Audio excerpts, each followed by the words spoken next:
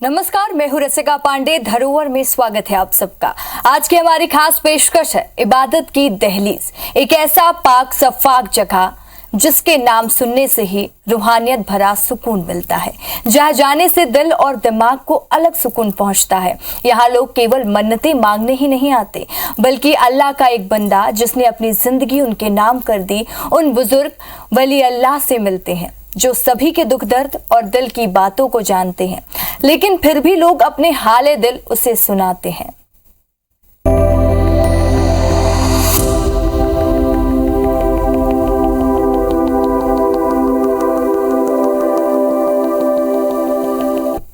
भोपाल की ताज उल मस्जिद, इसे सिर्फ भारत की ही नहीं बल्कि एशिया की सबसे बड़ी मस्जिद माना जाता है। सफेद गुंबदों और संगमरमर से पत्थरों से बना ये गुलाबी मस्जिद हर किसी को, आंखों को एक ही नजर में मोह लेता है। भोपाल रियासत में नवाब बहादुर शाह जफर की हुकूमत में शाहजहां बेगम ने इसका काम शुरू करवाया था। क्या है इसके बनने की पूरी कहानी, चलिए जानते हैं। देश में अंग्रेजी शासन काल के समय एक छोटी सी रियासत भोपाल में एक सपना देखा गया। सपना था एशिया की सबसे बड़ी मस्जिद बनाने का। ये सपना था उस वक्त की बेगम शाहजहां बेगम का, जिन्होंने इस मस्जिद को बनाने की शुरुआत की, अपने उस ख्वाब की नींव रखी, पर पैसों की कमी के चलते उनका ये ख्वाब पूरा नहीं हो पाया। कई सालों बाद इस मस्जिद का निर्माण फिर से करवाया गया। तो चलिए जानते हैं क्या कुछ कहानी रही है इस मस्जिद के पूरा होने के पीछे। ये है भोपाल की ताजुल मस्जिद। इसे सिर्फ भारत की ही नहीं बल्कि एशिया की सबसे बड़ी मस्जिद माना गया है। सफेद गुंबदों और संगमरमर के पत्थरों से बना ये गुलाबी भवन हर किसी की आंखों को एक ही नजर में मोह लेता है। भोपाल रियासत के नवाब बहादुर शाह जफर की हुकूमत में शाहजहां बेगम ने इसका काम शुरू करवाया था। शाहजहां बेगम की मृत्यु के बाद उनकी बेटी सुल्तान जहां बेगम ने इसका निर्माण कार्य जारी रखा। पैसों की कमी के कारण बाद में इसका निर्माण कुछ समय के लिए रुक गया। आखिरकार सुल्तान जहां बेगम की मृत्यु के बाद इस मस्जिद को शहर की बुजुर्ग हस्ती मौलाना इमरान खान साहब ने पूरा करवाया। मस्जिद में 2 18 मंजिला ऊंची मीनारें हैं जो संगमरमर के गुंबदों से सजी है। इसके अलावा मस्जिद में 3 बड़े गुंबद अलग हैं जिन्होंने मस्जिद की खूबसूरती में 4 चांद लगा दिए। मस्जिद में एक बड़ा सा ढलान, संगमरमर का फर्श और कई खास कारीगरी से तराशे हुए स्तंभ है। मस्जिद शहर की इतनी ऊंची पहाड़ी पर स्थित है, साथ ही उसके मीनारों की ऊंचाई इतनी है कि उसे शहर के किसी भी इलाके में ऊंचाई से खड़े होकर आसानी से देखा जा सकता है। भोपाल के जाने माने इतिहासकार रिजवान अंसारी जी हमारे साथ हैं और हम उनसे ही जानेंगे कि इस मस्जिद का इतिहास क्या रहा है। सर, सबसे पहला सवाल मेरा यही है, ताजुल मसाजिद कहते हैं, हम अक्सर सुनते हैं कि मस्जिद, जामा मस्जिद, मोती मस्जिद। मसाजिद शब्द का क्या कुछ अर्थ निकलता है? क्यों ये दर्जा जो है ताजुल मसाजिद को प्राप्त है? देखिए, मस्जिद का प्लूरल यानी बहुत सी मस्जिदें, उसको हम लोग कहते हैं मसाजिद, उर्दू में प्लूरल है। और यह जब ताज यानी मस्जिदों का ताज, उस ज़माने की, उस वक्त के समय की मस्जिदों का ताज थी। ये एशिया की सबसे बड़ी मस्जिदों में थी। अब क्या है कि इसके पीछे भी एक सिंपल सी बात यह है कि मस्जिदों में बड़ी मस्जिद आज भी है, शायद तीसरे नंबर पे इसको गिन लिया जाता है। जो कहानियाँ हमने सुनी, जो इतिहास कहता है कि शाहजहां बेगम का ये ख्वाब रहा है, ख्वाब की नींव बेगम ने रखी, पर बनते बनते कई साल लग गए। आज जिस स्वरूप में हम आज इसे देखते हैं भोपाल में इतनी बड़ी मस्जिद को, क्या कुछ कहानी है, इतिहास क्या कहता है कि ये मस्जिद बनकर कैसे तैयार हुई, कितना वक्त लग गया? देखिए, शुरुआत शाहजहां बेगम ने जैसे ही एक अपनी गद्दी संभाली, अपनी माँ यानी सिकंदर बेगम की वफ़ात के बाद 1868 में, उसके वक्त ही उन्होंने एक बात तय कर ली कि हम अपना शाहजहां आबाद बसाएंगे। शाहजहां का आबाद, वो किया हुआ जगह। अब जैसे ही वो सोचा तो उन्होंने अपना एक महल बनाया। महल का नाम रखा ताज महल, ताज मसाजिद, ताजुल मसाजिद। तो ताज उनका एक तखल्लुस भी था, ताजवर, तो इसलिए उन्होंने ताज उसको सेलेक्ट किया और ताजुल मसाजिद नाम भी रखा इसको।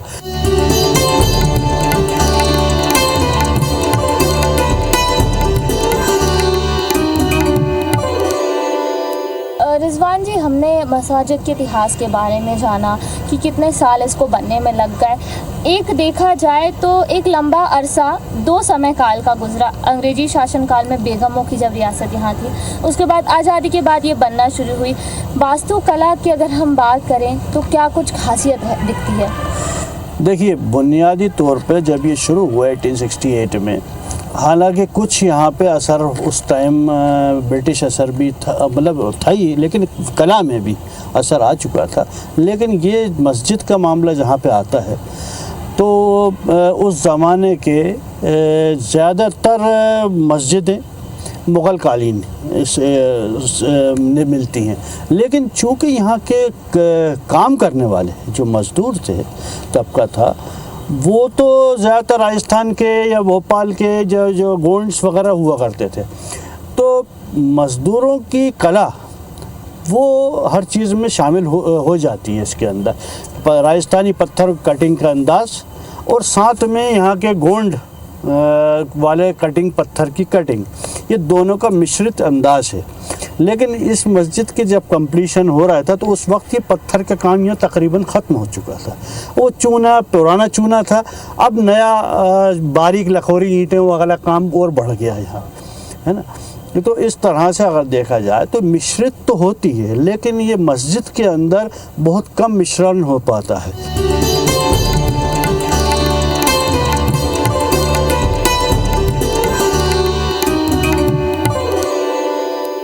मैं अकेला चला था जानिबे मंजर, मगर लोग साथ आते गए और कारवां बनता गया। इन्हीं लाइनों को कुछ इसी तरह सच करती है राजधानी भोपाल की ताजुल मसाजिद, जिसे बनाने का ख्वाब तो देखा था शाहजहां बेगम ने, पर इसका फिर से निर्माण करवाया गया लोगों की इच्छा से। लोगों ने यहाँ पर डोनेशन दे करके इसे बनाया और आज ये एशिया की सबसे बड़ी मस्जिदों में से एक गिनी जाती है। मैं नीलम गुरवे, IBC 24 भोपाल से कैमरा पर्सन अजय मालवीय के साथ, और आपने अभी देखी हमारी खास पेशकश धरोहर। बुरहानपुर को साल 1406 में तत्कालीन खान देश के शासक नसरुद्दीन फारूकी ने बसाया था, लेकिन इस जगह को एक नई पहचान दी आदिल शाह फारूकी ने। सन 1590 में आदिल शाह फारूकी ने ही यहाँ जामा मस्जिद की पहली ईंट रखी थी। इसका नाम जामा मस्जिद इसलिए पड़ा क्योंकि ये दिल्ली में जामा मस्जिद के हूबहू नकल है। भले ही बुरहानपुर की मस्जिद जामा मस्जिद की प्रतिरूप है, लेकिन यहाँ सजावट और बनावट में कई ऐसी बातें हैं जिनके आधार पर इसके एक मौलिक निर्माण इसे कहा जाता है।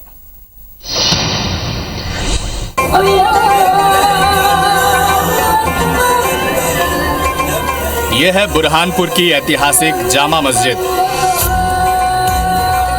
130 फीट ऊंची मीनार,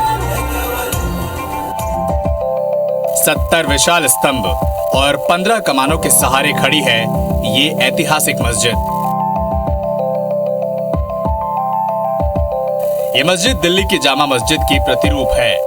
बुरहानपुर की जामा मस्जिद इतनी बड़ी है कि इसमें एक साथ करीब 15,000 लोग नमाज अदा कर सकते हैं। प्राचीन नगर बुरहानपुर को 1406 में बादशाह नासिरुद्दीन फारूकी ने आबाद किया था। फारूकी शासनकाल में कई इमारतें और मस्जिदें बनाई गई, लेकिन उन सब में जामा मस्जिद का अलहदा मुकाम है। पुराने वक्त में शहर की ज्यादातर आबादी उत्तर हिस्से में बसी हुई थी, इसीलिए फारूकी शासनकाल में बादशाह आजम हुमायूं की बेगम रुकैया ने 1529 में इतवारा मोहल्ला में एक मस्जिद बनवाई, जिसे बीवी की मस्जिद के नाम से भी जाना जाता है। ये शहर की पहली मस्जिद थी। वक्त के साथ शहर की आबादी बढ़ती गई, लोग चारों तरफ बसने लगे, जिसकी वजह से बीवी की मस्जिद एक तरफ पड़ गई, जिससे यहाँ आकर जुम्मे की नमाज अदा करने में लोगों को परेशानी होने लगी। आज ये मस्जिद पुरातत्व विभाग के संरक्षण में है।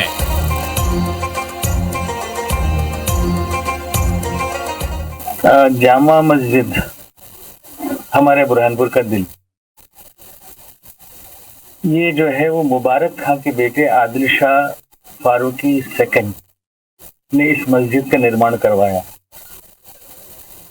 इसकी सबसे बड़ी खासियत यह है कि ये विश्व के ऐसी एकमात्र जीवित मस्जिद है। जीवित मस्जिद का अर्थ है जहाँ पर नमाज अदा होती हो, अजान दी जाती हो, जहाँ पर लोग आकर के और अपनी प्रार्थना करते हो तो ऐसे मस्जिद को जीवित मस्जिद, तो ये विश्व की ऐसी एकमात्र जीवित मस्जिद है जिसमें संस्कृत, अरबिक और फारसी में शिलालेख है। आपको विश्व की किसी भी मस्जिद में संस्कृत में शिलालेख नहीं मिलेगा। हिंदू मुस्लिम एकता का प्रतीक ये मस्जिद अपने आप में बुरहानपुर का इतिहास और बुरहानपुर की कहानी कहती है।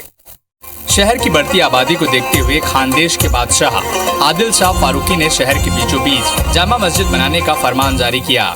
1590 में इस मस्जिद की बुनियाद रखी गई। लगातार 5 सालों तक निर्माण कार्य चला, तब जाकर 1595 में इस मस्जिद ने आकार लिया। कड़क पत्थर संगे खारा, जिसे हम लोग इसे रफ ब्लैक ग्रेनाइट भी कह सकते हैं, में पच्चीकारी करना, में कार्विंग करना ये बहुत ही कठिन है, बहुत बहुत बहुत कठिन है। और हर कार्विंग, यहाँ तक कि इसमें जो बालों के रेशे भी बनाए गए हैं वो भी आप मिलीमीटर में उसको आप नाप सकते हैं। हर आर्च को, हर कॉलम को, उसकी खूबी आप देखेंगे कि उस जमाने का जो आर्किटेक्चर था, उस जमाने के जो आर्किटेक्ट थे, उन लोगों ने जो कार्य करवाया है, जो कार्य हुआ है, उसको आप सूत में 1-1 मिलीमीटर में उसको नाप सकते हैं। आपको कहीं से कहीं तक कोई भी अंतर नहीं मिलेगा। जिस वक्त इमाम साहब वॉयस देते हैं, अर्थात लेक्चर अपना देते हैं इमाम साहब, तो वो जिस पॉइंट पर खड़े रहते हैं वहां से उस मस्जिद में बैठने वाले लगभग 70% लोग उन इमाम साहब को निहार सकते हैं, देख सकते हैं। और मस्जिद में आखिरी कोने में बैठा हुआ बंदा भी उनकी वॉइस को सुन सकता है। उसका कारण क्या? उस जमाने में, आज तो ठीक है कि माइक है, स्पीकर है, सारी फैसिलिटी है, लेकिन उस जमाने में इस प्रकार की तो कोई सुविधा नहीं थी। फिर भी हर लोगों का सुनने जाना, उसका सबसे बड़ा कारण है कि इको टेक्निक, जो हमारे यहाँ जो मस्जिद में आर्चें बनी है, उस आर्च में से आवाज ट्रेवल करती है।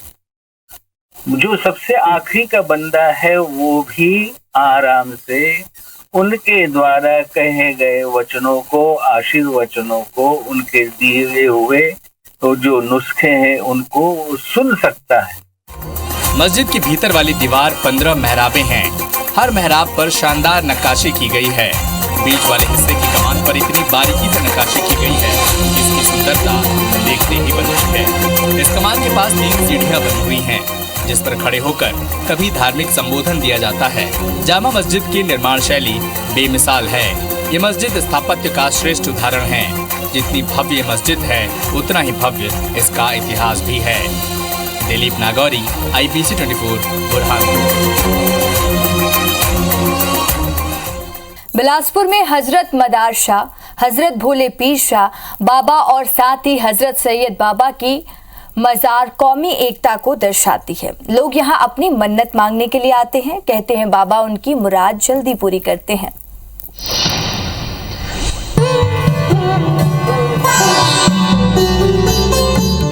बिलासपुर में हजरत मदार शाह बाबा, हजरत भोले पीर शाह बाबा और हजरत सैयद बाबा की मजार कौमी एकता और आस्था का केंद्र है। वो करामाती दरगाह जहाँ हर वक्त ज़ायरीनों का हुजूम उमड़ा रहता है। एक सरकार का कंटूर रजिस्टर होता है जिसमें पुरानी से पुरानी इमारतों का जिक्र रहता है। उस रजिस्टर के अनुसार 1636 से 1664 के बीच की ये तीनों मज़ारें तामीर शुदा हैं और पुलिस लाइन की स्थापना 1905 में हुई है। ये मज़ारें जो हैं ये पुलिस लाइन की स्थापना से बहुत पहले की हैं। इन मज़ारों को पुलिस विभाग ने भी पूरे क्षेत्र को आरक्षित रखा है और ये मज़ारों पर हिंदू मुस्लिम हर धर्म के लोगों की बहुत आस्था और विश्वास है। और इन मज़ारों पर 1951 से सालाना उर्स का आयोजन होता रहा है। हमारी जो अभी वर्तमान कमेटी है वो 1961 से आज तक हर साल सालाना उर्स का आयोजन करती है। कहते हैं सन 1636 से 1664 के बीच तीनों पाक मजारे ताबीर शुदा हुई। तब यहाँ आसपास खाली मैदान था, लोग दूर दूर से यहाँ जियारत करने के लिए पहुँचते थे। सन 1905 में यहाँ पुलिस लाइन की स्थापना हुई, जिसके बाद पुलिस ने भी क्षेत्र को आस्था के केंद्र के रूप में आरक्षित रखा। तब से लेकर आज तक यहाँ दूर दूर से हर वर्ग मजहब के लोग मजार शरीफ की जियारत के लिए पहुँचते हैं। मेरी ज़िंदगी में बहुत उतार चढ़ाव आए हैं, लेकिन जो सैयद मदार शाह बाबा हैं, भोला पीर बाबा और शाह अली बाबा हैं, ये तीनों मिलकर मेरी ज़िंदगी को संवार देते हैं। और बुरा करने वाले लाख बुरा करते हैं, लेकिन ये मेरा अच्छा कर जाते हैं। और मुझे हर तकलीफ़ों से मेरी यानी कहना चाहिए, मुझे हर जलीली होने से ये बचाते हैं। और दोनों कौम रहते हैं, ये भी नहीं मतलब केवल मुस्लिम कव्वाली भी होती है, उसमें भी मतलब बड़े बड़े सेठ लोग सब बैठते हैं उठते हैं। यहाँ के जो भी नेता हैं, पार्षद हैं, हमारा अग्रवाल भूतपूर्व विधायक हैं, सब मतलब तकरीबन अच्छे से मनाते हैं, बहुत बेहतरीन मनाते हैं। कौमी एकता का केंद्र है माने। जी वो आपको यहाँ देखने को मिलेगा। यहाँ एक खास बात ये भी है कि तीनों मजार एक ही परिक्षेत्र में हैं। खास तौर पर यहाँ चादर चढ़ाने और जियारत करने से मन्नतों के साथ आत्मिक शांति की प्राप्ति होती है। ये मज़ारें जो हैं, इससे हर धर्म के लोग यहाँ जुड़े हुए हैं। और शहर में इन तीनों दरगाहों को कौमी एकता के प्रतीक के रूप में मान्यता देते हैं। लोगों का यहाँ हर धर्म और संप्रदाय के लोगों का नियमित आना जाना होता है। और कौमी एकता के नाम से मज़ारें जो है बहुत प्रचलित हैं शहर में। इन दरगाहों पर हर मज़हब और मिल्लत के लोग जुड़े हुए हैं। और करीब करीब हर माह यहाँ पर लंगर का बृहद आयोजन होता है। और लोगों को कोशिश करते हैं कि भूखे लोग जो हैं वो यहाँ पर आकर खाना खाएं। जानकार बताते हैं ये मजारे प्राचीन हैं। एक मजार की मान्यता कुदरती मजार के तौर पर भी है। बताया जाता है कि पीपल के पेड़ के नीचे से मजार कुदरती रूप में स्थापित हुआ है। यही नहीं, तीनों मजारों की यहाँ अपनी अलग और विशेष मान्यता है। तीनों कौमी एकता, आस्था और विश्वास का बड़ा केंद्र है। जितेंद्र थवाइट के साथ ब्यूरो रिपोर्ट, IBC 24 बिलासपुर। अब आपको छत्तीसगढ़ की राजधानी रायपुर की सबसे पुरानी दरगाह के बारे में बताते हैं, जिसके बारे में ऐसा कहा जाता है अगर किसी दुर्घटना में किसी की कोई हड्डी टूट गई हो तो यहाँ आकर दुआ करते हैं तो वो भी ठीक हो सकती है।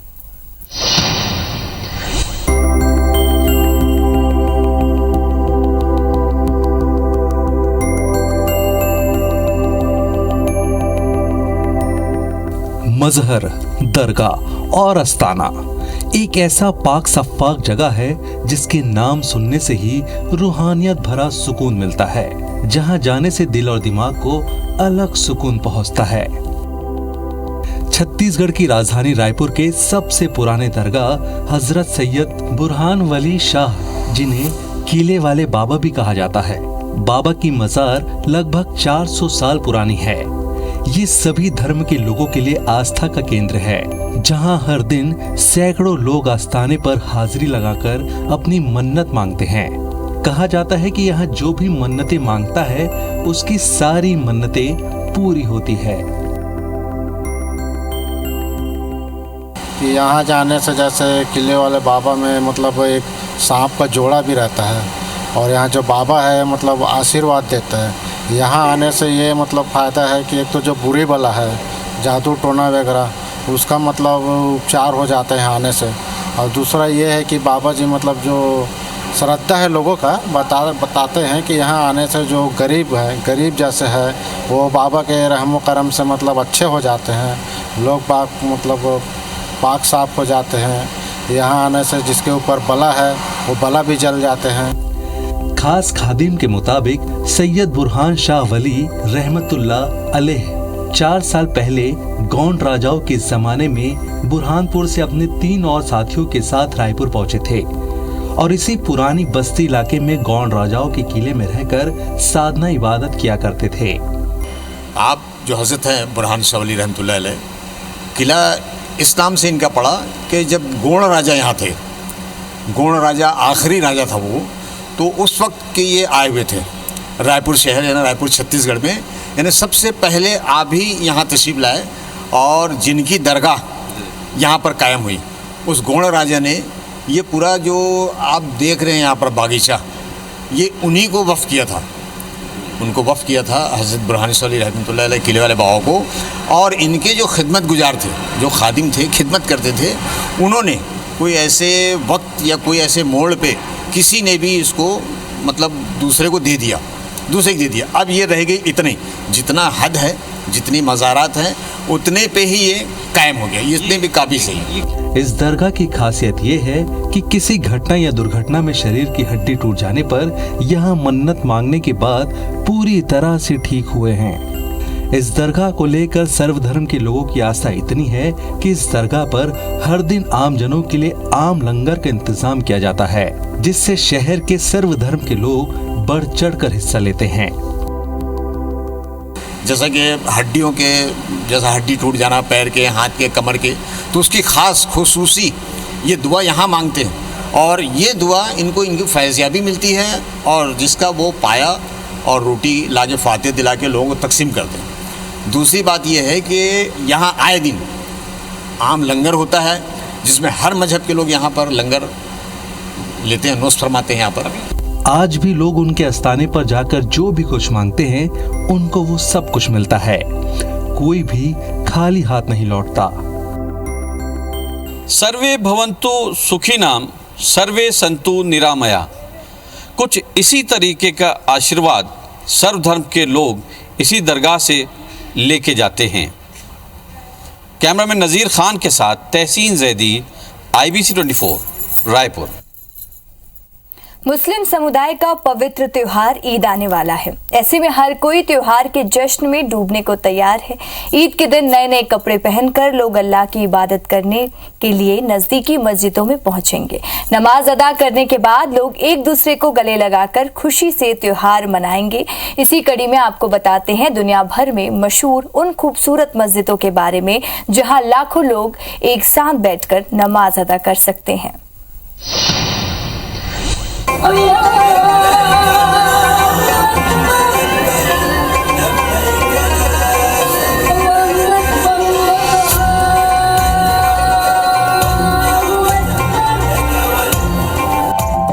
दुनिया में वैसे तो कई चर्चित मस्जिद हैं, लेकिन कुछ अपनी खूबसूरती के लिए जानी जाती हैं और इन्हीं में शामिल है ऐसी मस्जिद जिन्हें देखकर आपकी आंखें चौंधिया जाएंगी। इनकी बनावट, नक्काशी, भव्यता देखकर आप चकित रह जाएंगे।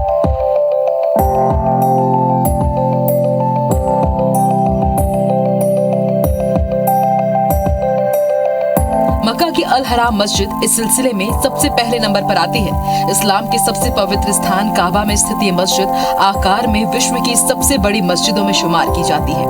मान्यता है कि इंसान के लिए अल्लाह को याद करना और उसकी पूजा करने के लिए इसे सबसे पहले बनाया गया था। इस मस्जिद के दरमियान में बैतुल्ला यानी खाना ए काबा है, जिसकी जानिब सारी दुनिया के मुसलमान नमाज अदा करते हैं और यहीं पर हज किया करते हैं।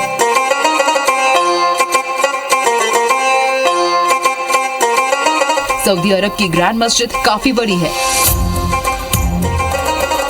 इसमें एक साथ 40 लाख से भी ज्यादा लोग नमाज पढ़ सकते हैं। मस्जिद 38 लाख स्क्वायर फीट में बनी हुई है। इस मस्जिद को बनाने में $600 मिलियन खर्च किए गए थे। साल 2007 में बनी इस मस्जिद को बनाने में 11 साल लगे थे। कजाकिस्तान की नूर अस्थाना मस्जिद का निर्माण साल 2008 में हुआ। इस मस्जिद को बनाने में कांच का काफी इस्तेमाल किया गया, जो इसे और भी ज्यादा खूबसूरत बनाता है। मस्जिद का रंग सुनहरा है। ये सेंट्रल एशिया की सबसे बड़ी मस्जिद है।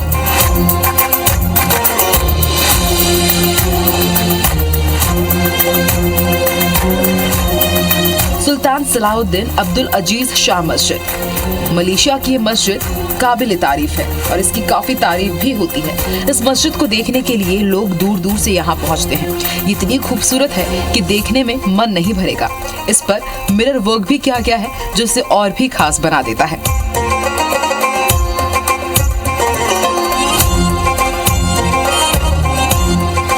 सुल्तान अहमद मस्जिद। ये मस्जिद तुर्की के इस्तांबुल में मौजूद है। इस्तांबुल की इस मस्जिद को ब्लू मस्जिद भी कहा जाता है। इस मस्जिद का इतिहास काफी पुराना है। मस्जिद को ऑटोमन एम्पायर खिलाफत उस्मानिया के दौर में सन 1609 में बनाया गया था। मस्जिद के गुंबदों में नीले रंग के टाइल्स लगी हुई है और इसी वजह से इसे ब्लू मस्जिद कहा जाता है। तो आज के खास कार्यक्रम धरोहर में बस इतना ही। खबरों की लगातार अपडेट्स के लिए आप देखते रहें IBC 24। नमस्कार।